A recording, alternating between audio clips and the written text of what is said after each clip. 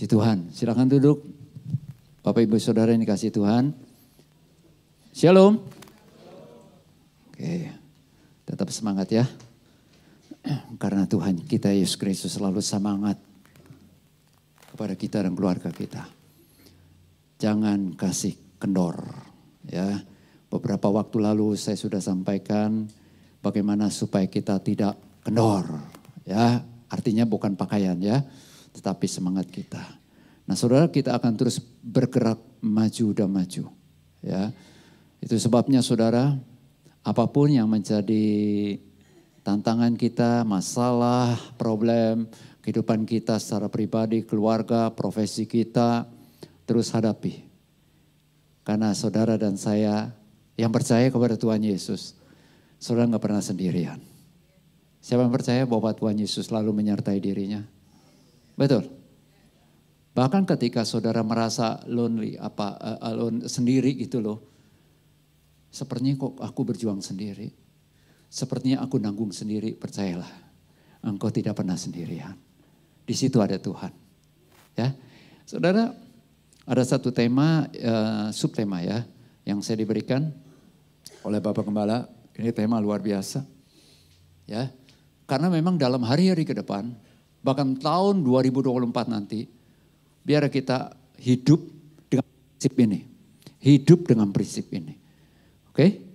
Nah saudara, yuk sama-sama kita akan lihat dari Yesaya 60 ayat 1 sampai 2. Nah firman Tuhan katakan begini. Bangkitlah, menjadi teranglah, sebab terangmu datang. Dan kemuliaan Tuhan terbit atasmu. Sebab sesungguhnya kegelapan menutupi bumi dan kekelaman menutupi bangsa-bangsa. Tetapi terang Tuhan terbit atasmu dan kemuliaannya menjadi nyata atasmu. Saya ulangi ya. Yesaya 60 ayat 1 sampai 2 ini nubuatan dari seorang nabi yang dipakai Tuhan luar biasa. Dan Yesaya ini, kitab Yesaya ini ada yang katakan semacam Injil mini gitu. Karena memang terdiri dari 66 pasal. Ya. Nah saudara, salah satu nubuatannya dia katakan begini. Bangkitlah, menjadi teranglah, sebab terangmu datang. Dan kemuliaan Tuhan terbit atasmu. Sebab sesungguhnya, kalau kata sesungguhnya itu gak bisa diganggu gugat dalam artian gak bisa berubah. Sebab sesungguhnya kegelapan menutupi bumi dan kekelaman menutupi bangsa-bangsa. Tetapi terang Tuhan terbit atasmu. Dan kemuliaannya menjadi nyata atasmu. Kata kemuliaan ini saudara.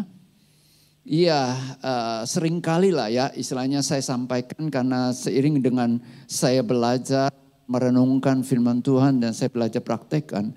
Kata kemuliaan itu kalau umumnya saat-saat ini kecuali di gereja tertentu ya, denominasi tertentu, nggak ada itu istilahnya beri kemuliaan bagi Tuhan.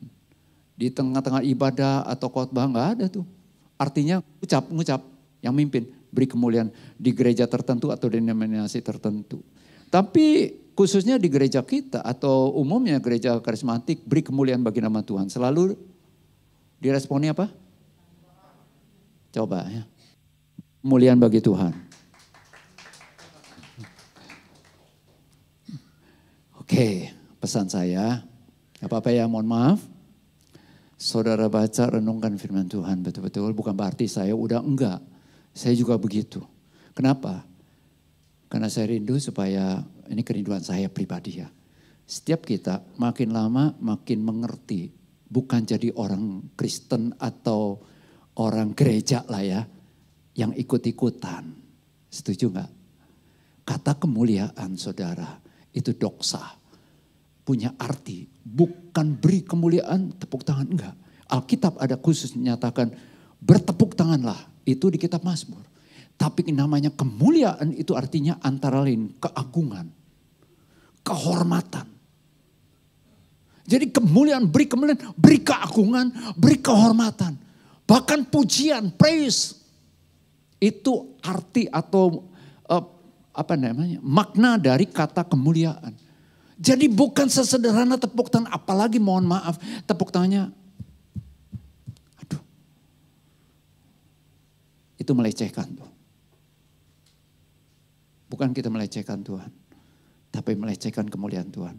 Ngeri kalau melecehkan Tuhan, menganggap remeh itu kata kemuliaan. Oke, saya nggak bahas itu. Tetapi nubuatan ini, ya dan amin. Terang Tuhan terbit atasmu. Katakan sama-sama, terang Tuhan. Katakan terang Tuhan. Terbit atasku. Apa yang dimaksud terang Tuhan? Nah, bulan ini bulan Natal nih. Ya, kita akan lihat yuk sama-sama. Tolong Bang, boleh matikan coba.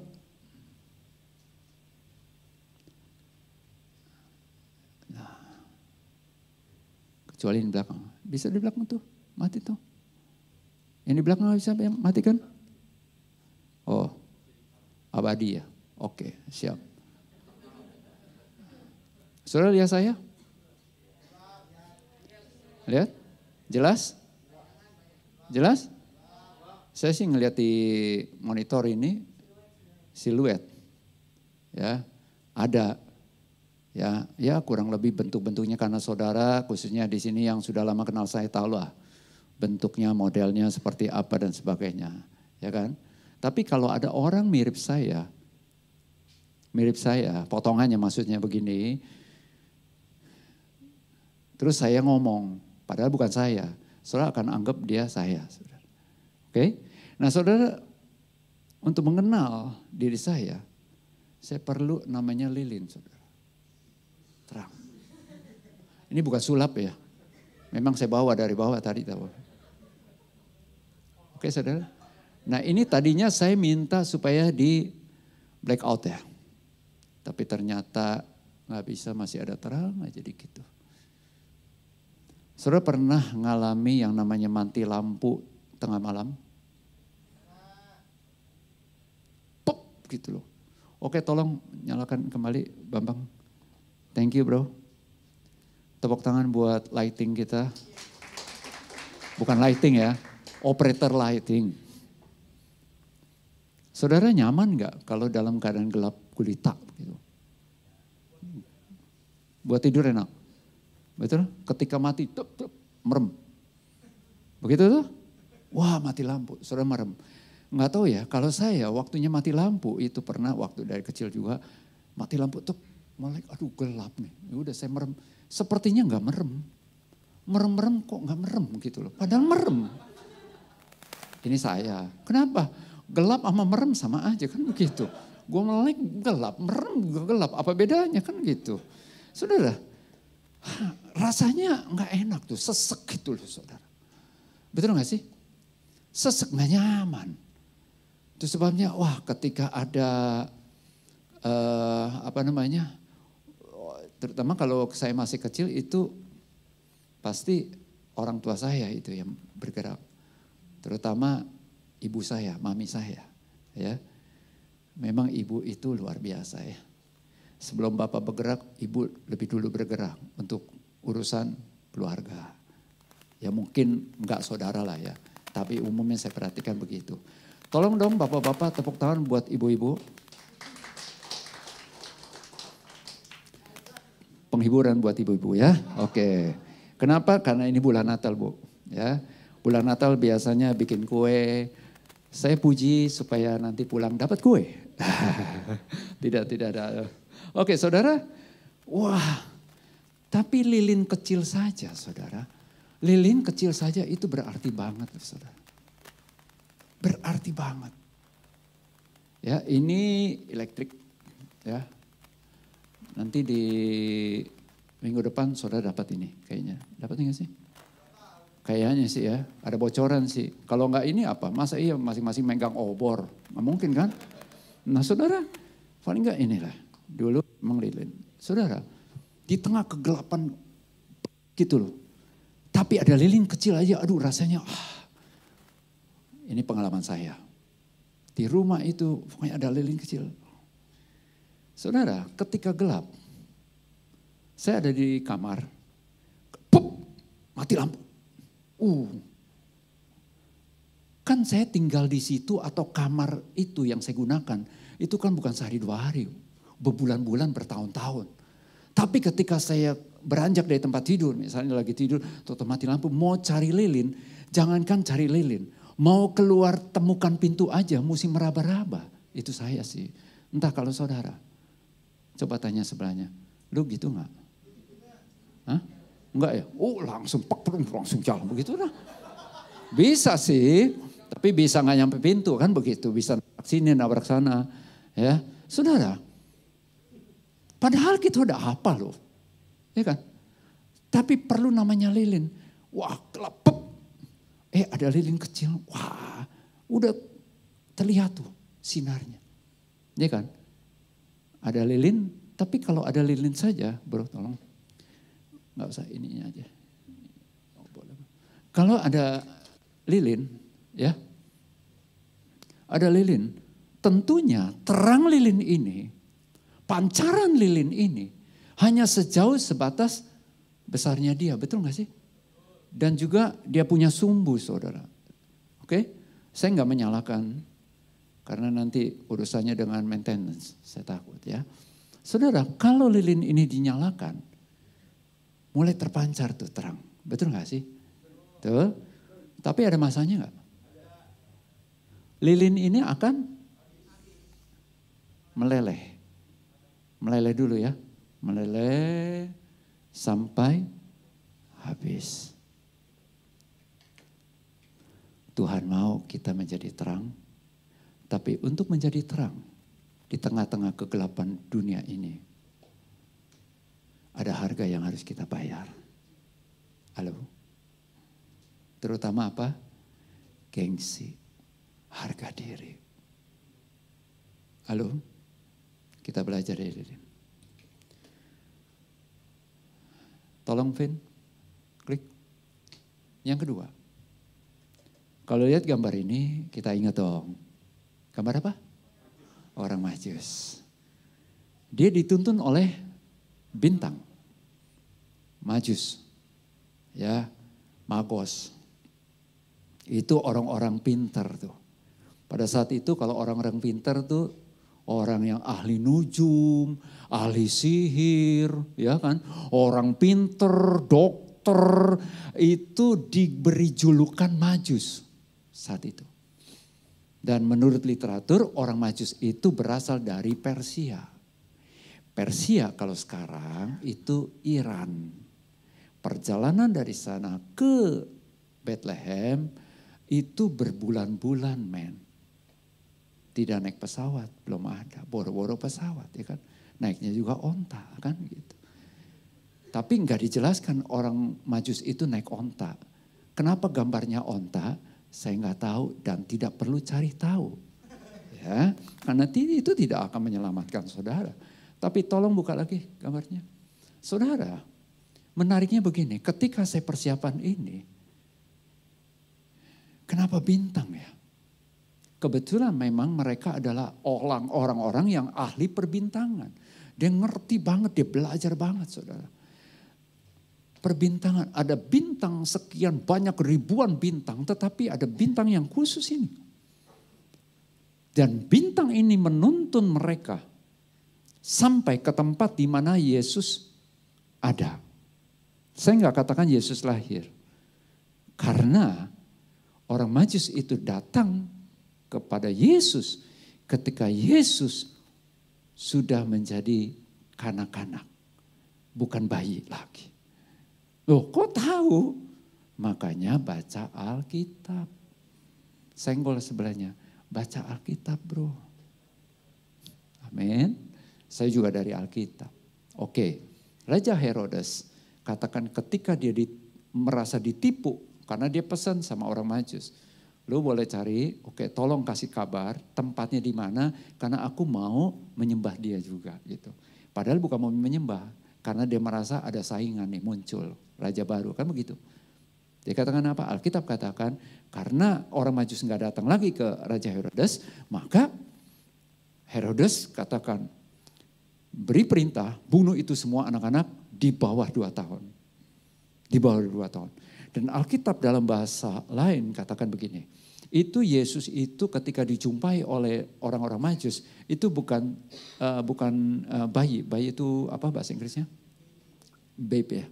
Baby ya. Bukan baby. Baby. Oke. Itu kan bahasa-bahasa anak yang sekarang.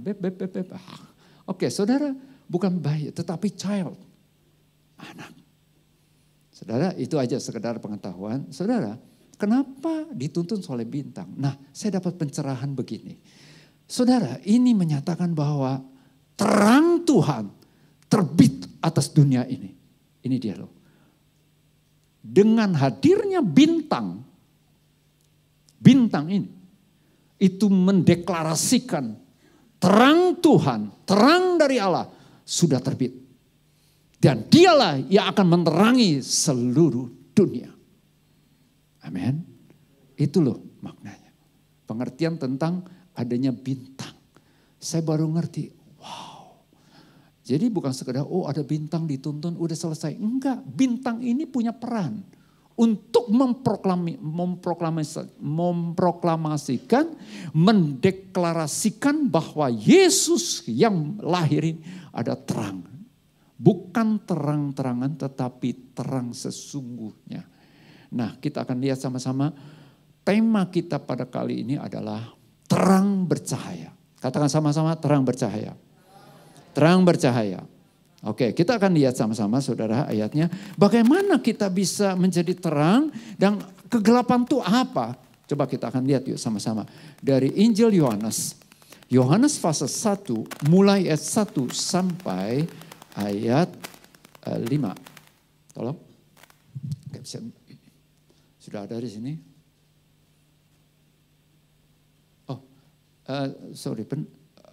Sudah ada di slide PPT-nya, PowerPoint. Iya, mudah-mudahan saudara bisa baca ya. Pada mulanya adalah firman. Firman itu bersama-sama dengan Allah dan firman itu adalah Allah. Saudara, menariknya begini saudara. 2 kata awal dimulai dengan kata apa? No. Kalimat ini. Pada mulanya toh, betul?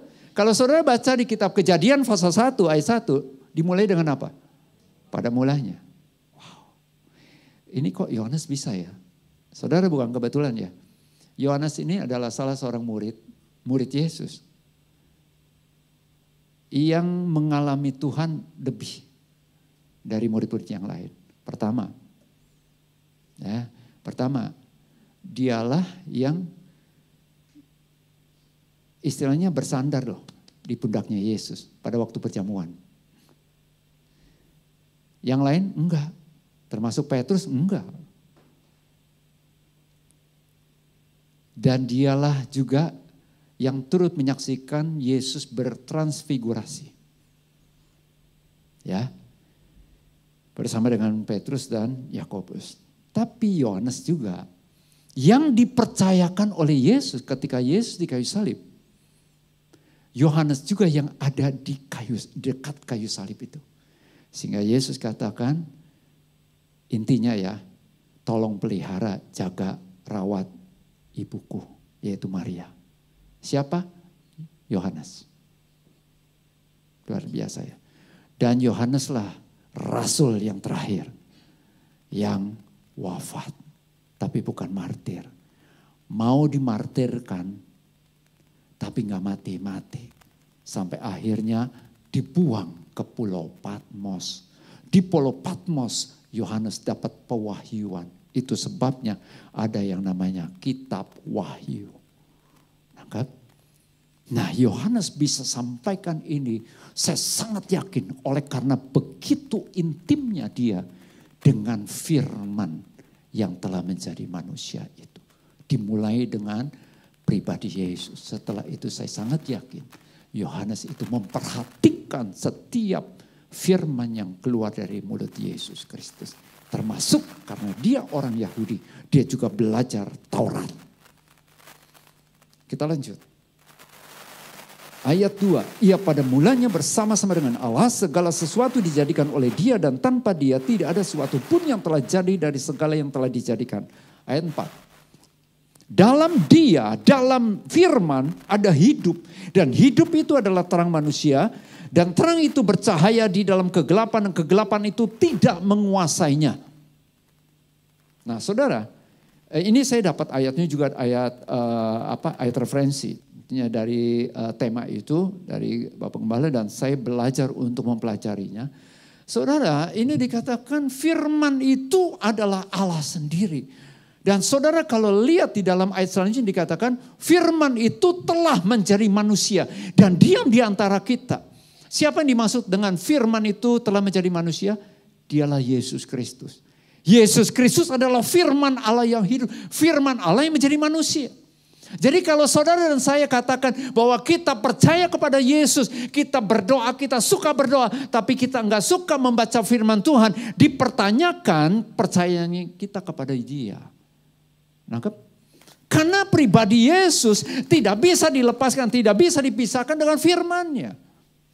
Kalau saudara percaya sungguh-sungguh kepada Yesus Kristus, berarti saudara percaya juga dengan firman-Nya. Orang yang percaya artinya orang yang mau bergantung sepenuhnya kepada Dia. Betul gak sih? Saudara percaya kepada Yesus berarti saudara mempercayakan diri saudara, hidup saudara sepenuhnya kepada Dia. Orang yang percaya kepada Yesus Kristus pasti dia juga mau menuruti apa kata Dia. Halo? Persilakan Roh Kudus bicara secara khusus lebih lagi ya dari saya. Saya sangat terbatas. Saya akan lihat ajak saudara yang dimaksud dengan kegelapan itu apa. Saya dapat pengertian luar biasa nih saudara. Arti kegelapan. Siapa sih orang yang dalam kegelapan? Bukan berarti kan nanti saya dengar nih. Siapa yang ngomong ya? Tahun depan. Katanya nih. Tapi jangan diviralkan, tapi ini juga viral. Katanya sih dalam ke depan lah. Saya nggak tahu tahun depan ke kapan. Ada masa di mana beberapa hari itu akan mengalami gelap. Begitu. Tapi bukan gelap yang dimaksud dengan fenomena alam, kegelapan ini. Kegelapan ini yang dimaksud apa? Dunia ini ada di dalam kuasa si jahat. Lingkungan kita banyak orang-orang yang masih dikuasai kegelapan. Nah yang dimaksud dengan kegelapan itu apa? Saudara tolong lihat ya. Yang pertama saya temukan dari kebenaran firman Tuhan. Tadi ketika saya lagi di kendaraan, saya istirahat sebentar, mau tidur sih, agak ngantuk, tetapi nggak bisa tidur. Ya dorongan, saya sangat yakin dorongan Roh Kudus nih untuk apa kegelapan. Saya penasaran, saya sempat nanya-nanya kepada orang yang ngerti bahasa Mandarin, tapi saya temukan yang pertama nih, orang yang di dalam kegelapan adalah orang yang hidupnya jauh dari hidup persekutuan dengan Allah. Itu yang pertama. Ya, oke, Efesus 4 ayat 18.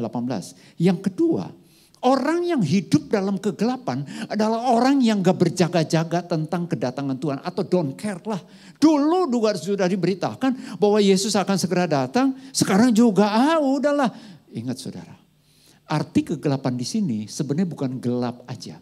Tetapi juga suram. Nah ini saya belajar dari teman saya yang ngerti bahasa Mandarin. Kata kegelapan di sini artinya bukan hanya gelap, tapi suram. Mungkin bukan suram, kalau di sini mungkin mati lampunya ada beberapa tapi muncul kayak tadi tuh. Saudara, maksudnya apa? Kalau saudara dan saya katakan bahwa kita orang Kristen atau kita pengikut Kristus, kita percaya Yesus, tetapi kita beribadah is okay, kita beribadah.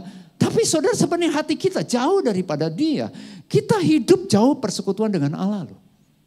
Berarti kita sudah ada di dalam kesuraman. Apa namanya, ya gelap tapi gak sampai gelap gitu loh. Hati-hati saudara. Trik setan, iblis, itu tipu daya iblis menyeret membawa kita pelan-pelan saudara. Masuk ke dalam kegelapan, gelap gitu loh. Gelap artinya apa sih? Enggak tahu sesuatu yang benar. Enggak tahu sesuatu yang menyembah Tuhan itu seperti apa. Seperti apa yang Tuhan mau dengan hidupku. Itu loh gelap banget. Hatinya gelap, pikirannya gelap.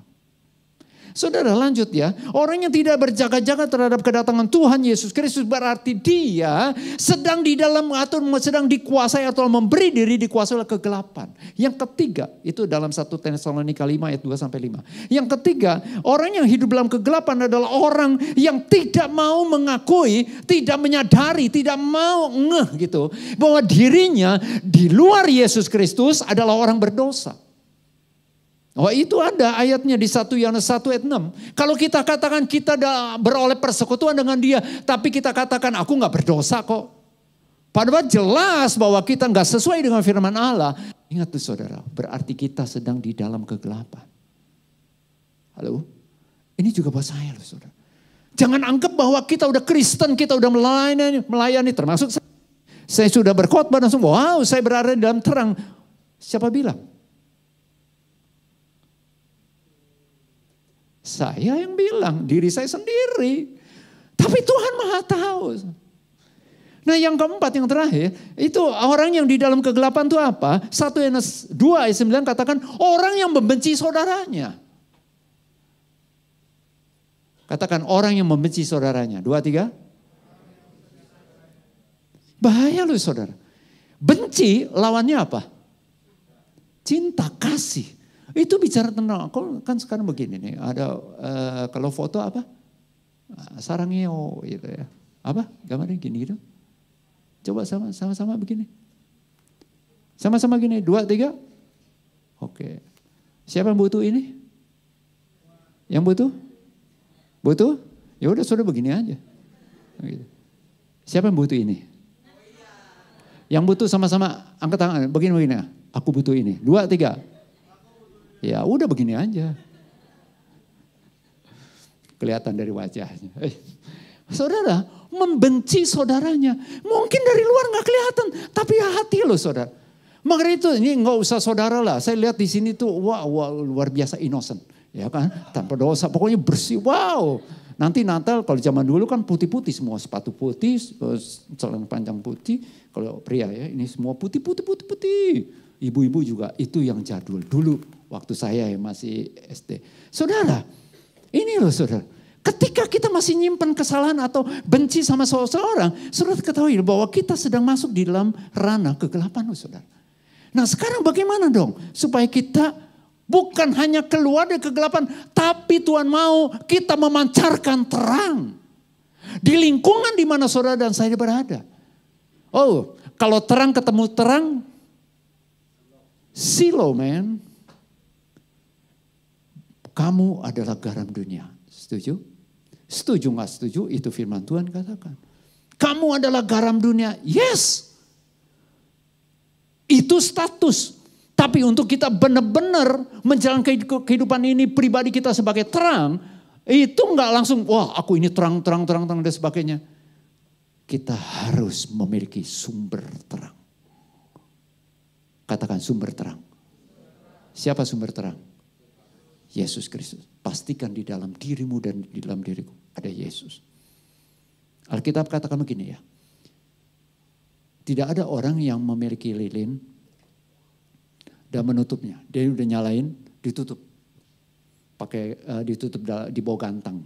Kalau bahasa sehari-hari itu di bawah tempayan, ditutup. Apa gunanya? Saudara telah diterangi hatinya oleh imanmu kepada Yesus Kristus. Bagikan terang itu kepada orang lain. Itu yang namanya terang bercahaya. Memancar. Kita bukan sumber terang loh. Tapi kita sebagai pantulan dari sumber terang. Pegang dadanya sama-sama. Aku pantulan terang Tuhan. Yes, dalam kehidupan sehari-hari. Paling tidak ada 3 hal. Yang pertama, tolong Mulmet. Cepat, oke, lanjut saja. Next. Oke, klik. Pertama, hidup yang memancarkan terang adalah hidup dengan kebenaran Yesus Kristus. Kebenaran itu apa? Pribadi Yesus. Tapi kebenaran itu juga adalah Roh Kudus. Karena itu sebabnya dikatakan roh kebenaran. Kalau saudara dan saya benar-benar memiliki sumber terang, biar hidup kita mau dipimpin terang.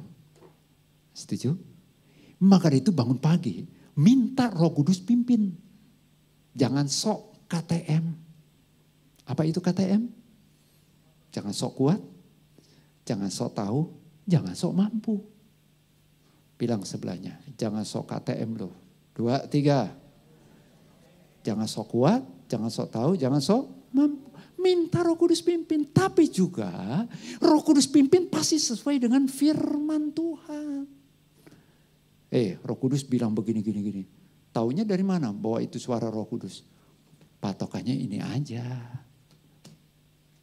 Oke, saya nggak bahas ini lebih dalam lagi soal mendengar suara Roh Kudus. Tapi biar yang pertama adalah hiduplah dengan kebenaran Yesus Kristus.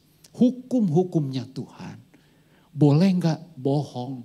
Ada yang ngomong begini. Beberapa waktu lalu, ketika saya ngobrol lagi konselingin dia, Pak Yahya, ada yang bilang begini, ada yang bilang, dia bilang, ya dia lebih muda, saya lebih tahu lah istilahnya. Katanya kita kalau jujur-jujur, kapan kayanya? Saya bilang itu bukan kata orang dari dulu, bilang gitu kan. Udahlah kalau dagang jangan jujur-jujur. Siapa bilang dagang disuruh jujur? Enggak.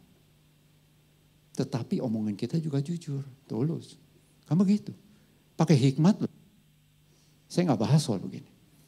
Saudara, maka itu kita tahu hidup dengan integritas sebagai anak-anak Tuhan, orang-orang yang telah diterangi.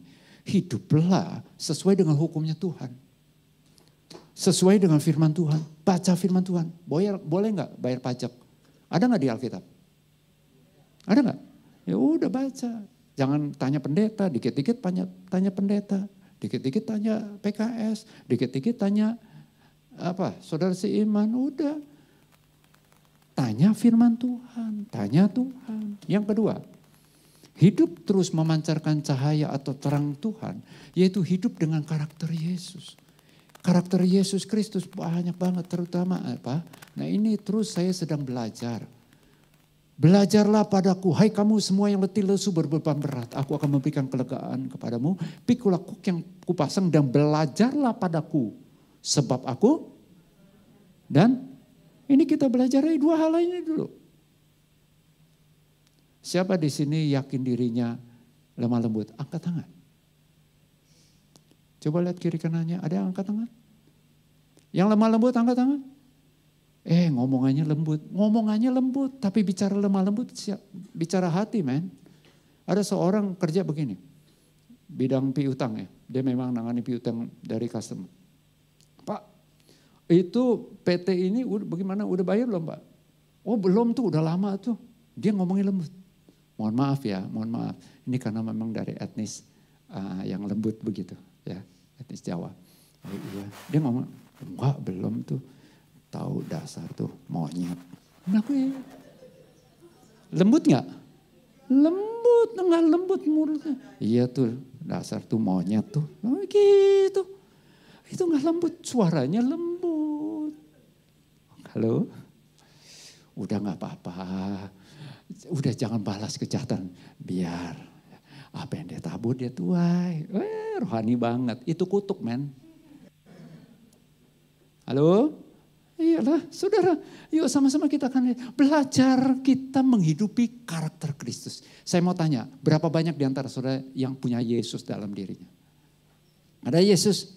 Ada gak karakter Yesus dalam dirimu? Oke, yang berikutnya, Yesus itu sabar gak? Saudara punya kesabaran gak? Siapa yang yakin dirinya sabar? Angkat tangan. Ada di sini suami angkat tangan karena sebelahnya nggak ada istrinya. Oke, kayak lo sabar. Misal begitu, no. Saya lihat di sini wajah-wajah sabar kok ya Pak Gom ya. Amin. Haleluya. Udahlah saudara, jangan nunggu orang lain puji. Saya udah puji saudara ya. Saudara punya kesabaran. Jadi kalau doa jangan minta Tuhan, aku minta kesabaran. Tuhan bingung mau ngasih apa lagi karena di dalam dirimu ada Roh Kudus. Buah roh di dalamnya ada kesabaran. Kalau kita udah punya mau minta apa lagi? Paham? Jadi kalau doa tuh juga ngerti firman Tuhan. Oke? karakter Kristus. Saudara, lingkungan kita, orang yang gak punya atau belum ngerti tentang karakter yang benar seperti yang Tuhan mau, mereka akan diterangi, oh karakter seseorang tuh hidupnya beda. Ini nih orang Kristen, orang anggota GBI sana misalnya. Orang anggota, wah dia tuh suaminya sih luar biasa sabar loh sama istrinya, wah sabar misalnya tuh bicara kesabaran ya. Oke? Itu loh, jadi kok bisa ya, aku mau tertarik kok kamu bisa sih bla bla bla bla. Oke. Ini kupas tentang karakter luar biasa. Yang ketiga, yang terakhir. Saudara, untuk kita memancarkan terang Kristus, yang pertama kebenaran, yang kedua karakter, 3K nih. Yang ketiga adalah kuasa, otoritas. Siapa yang percaya bahwa dirinya telah diberi kuasa? Amin. Ku diberi kuasa dari Raja Mulia. Barang siapa yang percaya atau menerima Yesus, dia diberinya kuasa menjadi anak-anak Allah. Kuasa untuk menjadi anak-anak Allah. Artinya apa? Saudara, di dalam Kristus Yesus kita bukan lagi anak setan. Kita anak Yesus. Kita bukan lagi anak-anak kegelapan, tapi anak-anak terang. Pancarkan terang itu lewat kehidupan saudara, perilaku saudara. Bisa? Siapa yang katakan bisa? Bukan soal bisa nggak bisa, tapi mau atau enggak. Seperti lampu ini. Ya, ini lilin elektrik. Nyala nggak? Nyala nggak? Bisa nyala nggak? Bisa, tergantung. Kita mau nyalakan atau tidak. Ini bahasa saya yaitu aktifkan atau tidak. Oke? Keluarga besar saudara menantikan saudara untuk tampil sebagai sosok yang memancarkan terang. Buktikan atau nyatakan lewat kehidupanmu sehari-hari. Berapa banyak di antara kita yang mau dipakai Tuhan menjadi terang di mana kita berada. Mari bangkit berdiri.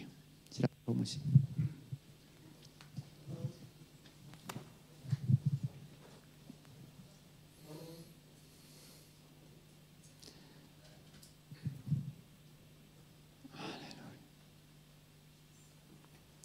Lagu ini memohon, minta, pakailah aku Tuhan.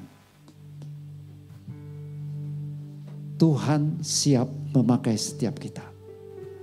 Setelah selesai dari ibadah ini, setelah selesai sudah mendengarkan khotbah ini, berperanlah sebagai terang kasih Tuhan. Perbuatan-perbuatan kita itu menyatakan apakah kita hidup dalam terang atau hidup di dalam kegelapan.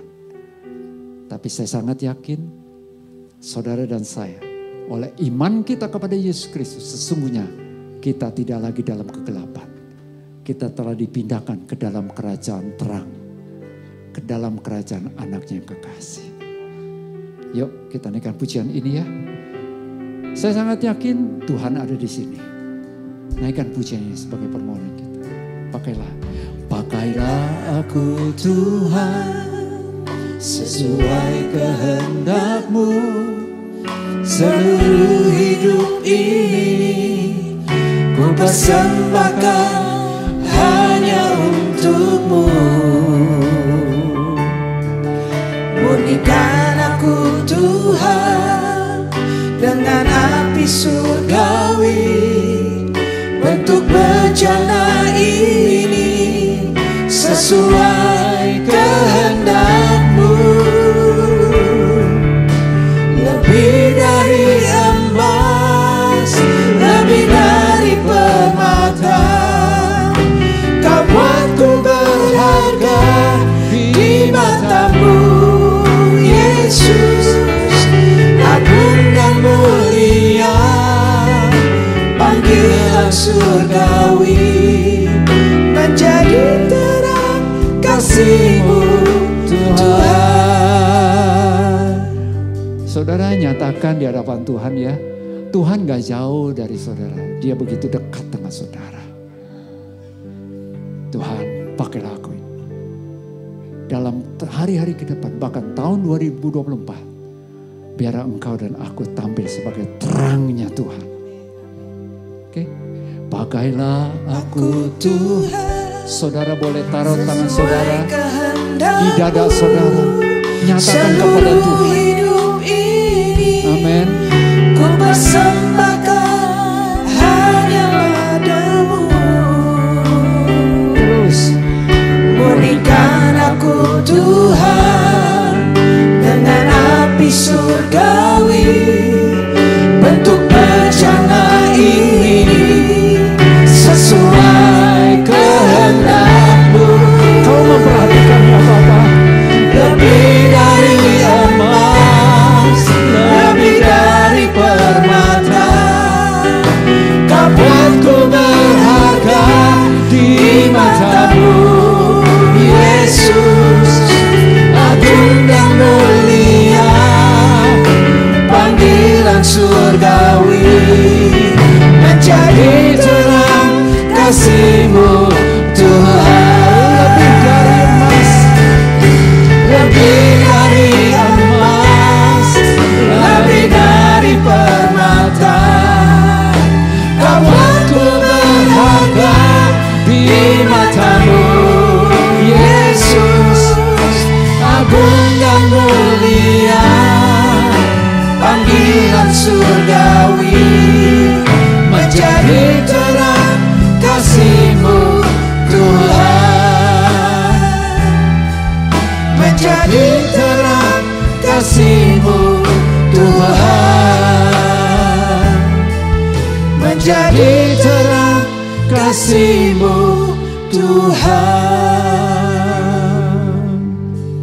Bapak, engkau lihat tangan-tangan yang telah diletakkan di dadanya masing-masing.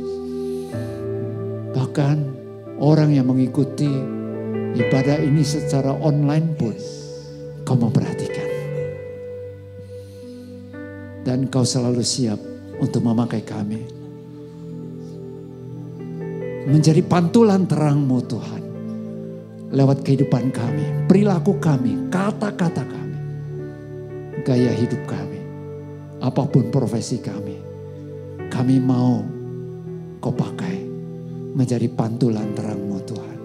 Kami bukan sumber terang, tapi di dalam diri kami, karena kami percaya kepada Tuhan Yesus Kristus sebagai satu-satunya Tuhan dan Juru Selamat pribadi kami, yang telah mati di kayu salib menanggung semua dosa kami, yang telah bangkit dari antara mati dan telah naik ke sorga, duduk di sebelah kanan Allah Bapa, dan akan datang kembali sebagai Raja di atas segala raja. Iman kami kepada Yesus Kristus itu yang membuat kami, status kami bukan lagi sebagai anak-anak kegelapan atau di dalam kegelapan. Kami sudah berpindah ke dalam kerajaan terang. Bapa, pakailah kami. Dan kami percaya ada kasih karunia Roh Kudus yang di dalam kami, menolong, menuntun kami untuk kami terus memancarkan terang yang ada di dalam diri kami. Terima kasih Bapa, di dalam nama Tuhan Yesus Kristus. Roh Kudus yang meteraikan firman-Mu dalam hati kami, bicara lebih lagi. Terima kasih Bapa, kami bersyukur. Dalam nama Yesus Kristus kami berdoa dan ucap syukur. Sama-sama kita katakan amin. Puji Tuhan, silakan duduk.